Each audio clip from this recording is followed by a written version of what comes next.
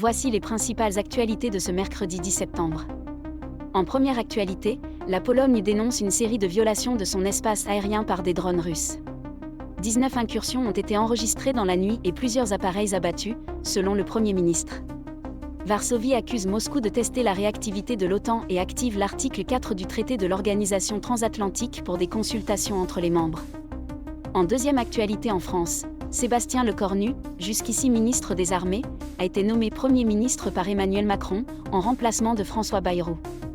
Une passation de pouvoir qui intervient dans un contexte explosif, avec une vague de manifestations et de blocages organisés dans tout le pays. Le mouvement dénonce les mesures d'austérité proposées par Bayrou, notamment la suppression de jours fériés, le gel des retraites et des coupes sociales massives. Hôpitaux, raffineries, aéroports, gares et grands axes routiers sont touchés par les blocages. Des affrontements ont éclaté entre manifestants et forces de l'ordre, et plusieurs centaines de personnes ont été interpellées. En troisième actualité en Palestine, Israël continue de bombarder massivement Gazaville. En plus de cela, après le Qatar, Israël frappe de nouveau le Yémen en visant le siège des Houthis à Sanaa. La présidente de la Commission européenne, Ursula von der Leyen, annonce la suspension partielle de l'accord d'association entre l'Union européenne et Israël, ainsi que des sanctions contre plusieurs ministres israéliens.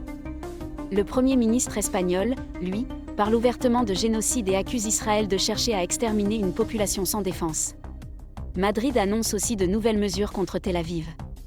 Enfin, au Népal, l'armée a repris le contrôle après les émeutes meurtrières qui ont secoué le pays. La veille, des manifestants avaient incendié le Parlement, la Cour suprême et plusieurs bâtiments gouvernementaux, tandis que plusieurs ministres avaient été pris pour cible et lynchés.